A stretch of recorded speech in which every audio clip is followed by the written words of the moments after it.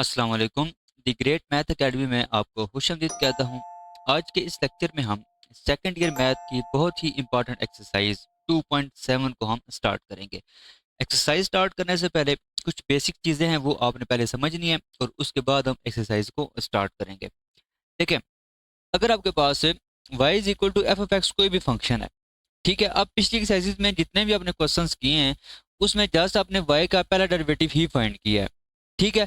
लेकिन 2.7 में आप y का दूसरा डेरिवेटिव भी फाइंड किया करेंगे, तीसरा भी फाइंड करेंगे, चौथा भी फाइंड करेंगे, या इससे ज्यादा भी आप इसका डेरिवेटिव फाइंड कर सकते हैं। अब डेरिवेटिव्स की नोटेशंस क्या होंगी, देखें। अगर y का आप पहला डेरिवेटिव फाइंड करें तो आप इन 5 तरीकों से उसको डिनोट कर सकते हैं, मतलब कि y डैश या dy बाई dx, या आप उसको y1 भी इस तरह भी लिख सकते हैं, या एफ डैश ऑफ एक्स इस फॉर्म में भी लिख सकते हैं, या सिंपल अगर आप एफ ले रहे हैं तो यहाँ पे आ जाएगा D F over D x. तो ये इसकी ना पहले डेरिवेटिव की ये नोटेशन होगी। इन पांचों में से कोई एक अगर नोटेशन यूज हुई है तो इसका मतलब यही है कि आप वाई का पहला डेरिवेटिव फाइंड कर रहे हैं।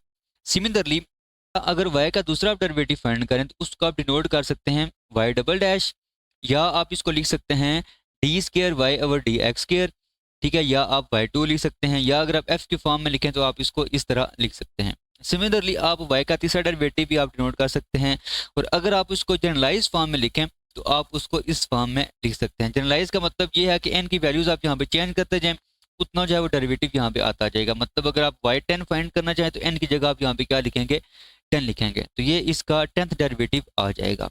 तो अभी हम एक्सरसाइज स्टार्ट करते हैं।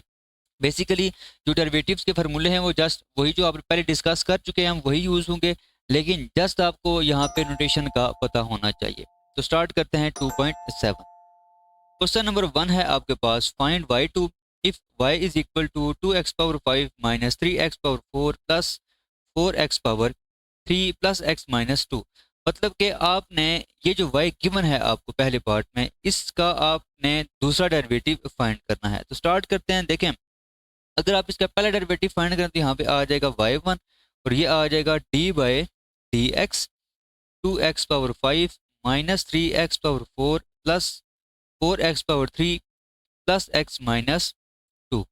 देखिए ये 2 कांस्टेंट है, बाहर आ जाएगा। आप जस्ट क्या करेंगे, इसमें x पावर 5 का डेरिवेटिव फाइंड करेंगे, और x पावर 5 का डेरिवेटिव के लिए आप क्या करेंगे, पावर रूल अप्लाई करेंगे। तो पावर जो है वो शुरू में आ जाएगी, और x पावर 4 ये आ जाएगा।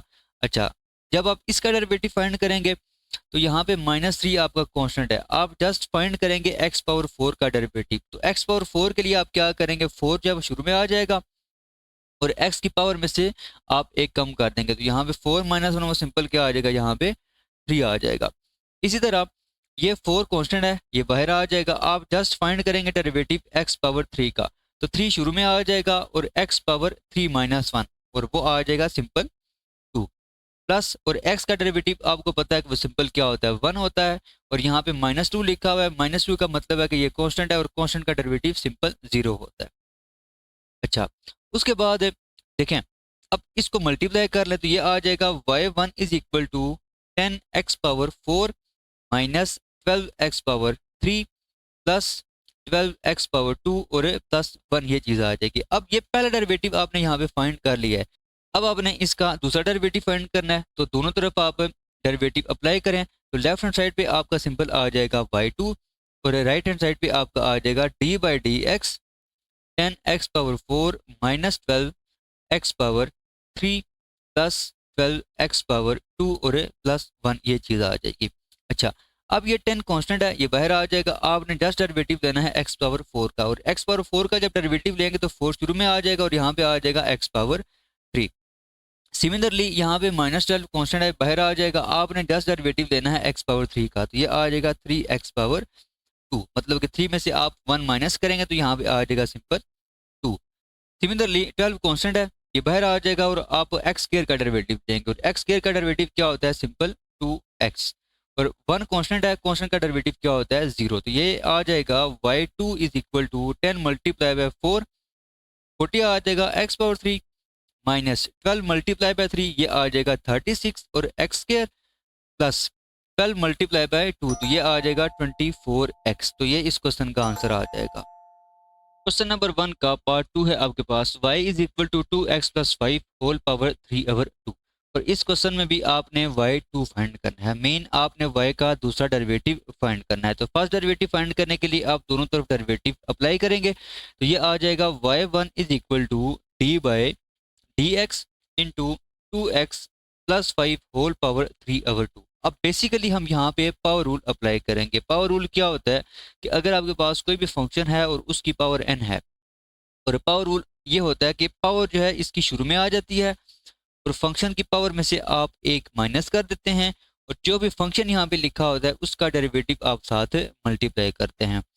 तो ये फार्मूला अब हम यहाँ पे अप्लाई करेंगे। तो ये आ जाएगा y1 इज इक्वल टू, देखें पावर शुरू में आ जाएगी, 3/2 स्टार्ट में आ जाएगा, दूसरा 2x plus 5 whole power 3/2 minus 1, मतलब कि पावर में से आपने एक माइनस कर दिया है, साथ आप मल्टीप्लाई करेंगे डेरिवेटिव ऑफ फंक्शन, और फंक्शन यहाँ पे क्या है 2x प्लस 5।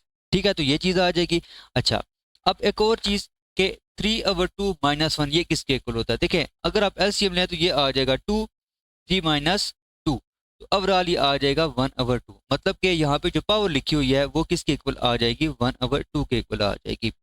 तो y1 आपके पास आ जाएगा 3/2, और यहाँ पे आ जाएगा 2x प्लस 5 होल पावर 1/2, और 2x प्लस 5 का डेरिवेटिव आपने यहाँ पे मल्टीप्लाई करना है। अब देखें 2x का डेरिवेटिव सिंपल आपके पास होगा 2, और 5 आपके पास कॉन्स्टेंट, और कॉन्स्टेंट का जो डेरिवेटिव है वो इक्वल टू 0 होता है। तो यहाँ पे सिंपल क्या आ जाएगा? 2 आ जाएगा, और अब ये 2 और ये 2 हो जाएंगे कैंसिल। तो ओवरऑल आपके पास y1 आ जाएगा, y1 is equal to 3 multiply by 2x plus 5 whole power 1/2। अब आपने बेसिकली y2 फाइंड करना था, तो आप क्या करेंगे? अब इसका एक बार फिर आप यहाँ पे डेरिवेटिव फाइंड करेंगे। तो जब डेरिवेटिव आप अप्लाई करेंगे तो ये आ जाएगा y2 is equal to 3 constant है वो स्टार्ट में आ जाएगा, ये आ जाएगा डी बाई डी एक्स और 2x प्लस 5 होल पावर 1/2। इस पे भी हम क्या करेंगे? इस पे भी हम पावर रूल अप्लाई करेंगे। तो जब हम पावर रूल अप्लाई करेंगे तो ये आ जाएगा 3 इंटू 1/2 स्टार्ट में आ जाएगा, मतलब कि आप यहाँ पे पावर रूल जब अप्लाई करेंगे तो पावर रूल की वजह से ये जो पावर है वो स्टार्ट में आ जाएगी। दूसरा 2x प्लस 5 होल पावर 1/2, और पावर में से आप एक माइनस करेंगे, साथ आपने डेरिवेटिव मल्टीप्लाई करना है 2x प्लस 5 का, तो ये चीज़ आ जाएगी। अच्छा, नेक्स्ट ये आ जाएगा 3/2, यहाँ पे 2x plus 5 whole power 1/2 minus 1। देखें 1/2 माइनस 1 का मतलब है कि अगर आप इसका लें एलसीएम तो ये आएगा 1 माइनस 2, मतलब कि -1/2, तो पावर जो है वो आ जाएगी -1/2। और 2x प्लस 5 का डेरिवेटिव अभी हमने डिस्कस किया था, वो इक्वल होता है सिंपल 2 के। तो ये 2 और ये 2 हो जाएंगे कैंसिल, तो ओवरऑल आपके पास y2 आ जाएगा 3 multiply by 2x plus 5 whole power -1/2। तो ये इस क्वेश्चन का आंसर आ जाएगा। क्वेश्चन नंबर 1 का पार्ट 3 है आपके पास, y is equal to square root X plus 1/√x, और इस क्वेश्चन में भी आपने y2 फाइंड करना है। ठीक है, अच्छा पहली चीज़ कि हम ये जो लिखा हुआ है ना इसको थोड़ा सिंप्लीफाई कर लेते हैं। देखें ये आ जाएगा y is equal to X power 1/2, और ये जो नीचे लिखा हुआ है इसको अगर आप ऊपर लेके जाएं तो ये आ जाएगा x पावर -1/2। अब आप इसका क्या करें? पहला डेरिवेटिव फाइंड करें और दूसरा डेरिवेटिव फाइंड करें। देखें जब पहला डेरिवेटिव आप फाइंड करेंगे तो दोनों तरफ आप डेरिवेटिव अप्लाई करेंगे, तो लेफ्ट हैंड साइड पे आ जाएगा सिंपल y1, और राइट हैंड साइड पे आपका आ जाएगा D by D x x power 1/2 plus x power -1/2, और यहाँ पे हम बेसिकली पावर रूल अप्लाई करेंगे। तो यहाँ पे जब अप्लाई करेंगे तो ये आ जाएगा 1/2 एक्स पावर 1/2 -1 प्लस, और यहाँ पे जब अप्लाई करेंगे तो पावर शुरू में आ जाएगी और x पावर -1/2, और इसमें से हम एक पावर माइनस कर देंगे, तो ये आ जाएगा फिर 1/2 x पावर। देखें 1/2 -1 इक्वल होता है, अगर आप एलसीएम लें तो ये आ जाएगा 2 1 -2, मतलब कि -1/2 आ जाएगा, यहाँ पे आ जाएगा पावर -1/2, ये आ जाएगा -1/2, और ये जो लिखा हुआ है इसको अगर आप सिंप्लीफाई करें तो ये आ जाएगा -1/2 -1 इज इक्वल टू 2 -1 -2, तो ये आ जाएगा -3/2। यहाँ पे x की जो पावर है वो आ जाएगी -3/2, और इसका क्या मतलब हुआ? इसका मतलब ये है कि आपके पास y1 आ जाएगा। अच्छा यहाँ पे ना ये जो 1/2 है ये दोनों में कॉमन है, तो इसको आप यहाँ पे बाहर कॉमन लेना, ये आ जाएगा x power minus 1/2 minus x power minus 3/2। अब आप इसका एक बार फिर डेरिवेटिव लें, तो ये आ जाएगा फिर लेफ्ट हैंड साइड पे y2 आ जाएगा, क्योंकि ऑलरेडी y1 आपने फाइंड किया हुआ है। एक और डेरिवेटिव लेंगे तो ये आ जाएगा y2 is equal to 1/2 constant है, ये बाहर आ जाएगा, और जस्ट आप इसका डेरिवेटिव लेंगे तो ये आ जाएगा d/dx x power minus 1/2 minus x power minus 3/2। अच्छा, अब ये जो लिखा हुआ है ना, इस पे आप पावर रूल अप्लाई करें, तो ये आ जाएगा -1/2 शुरू में आ जाएगा। अच्छा, यहाँ पे आ जाएगा एक्स पावर माइनस 1/2, और पावर में से आप एक यहाँ पे माइनस कर देंगे। अच्छा, उसके बाद ये माइनस आ जाएगा, और इस पे जब अप्लाई करेंगे पावर रूल, तो -3/2 शुरू में आ जाएगा, और ये आ जाएगा फिर एक्स पावर माइनस 3/2 माइनस 1, ये चीज़ आ जाएगी।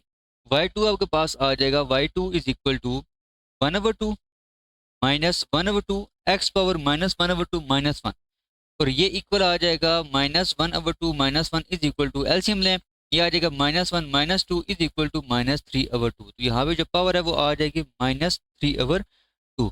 उसके बाद ये माइनस और ये माइनस आपस में प्लस हो जाएंगे, तो ये आ जाएगा 3/2, और यहाँ पे ये आ जाएगा एक्स पावर, देखें इसको अगर आप सिंप्लीफाई करें तो ये आएगा -3/2 minus 1 is equal to 2 LCM आएगा -3 -2, तो ओवरऑल आपके पास आ जाएगा -5/2।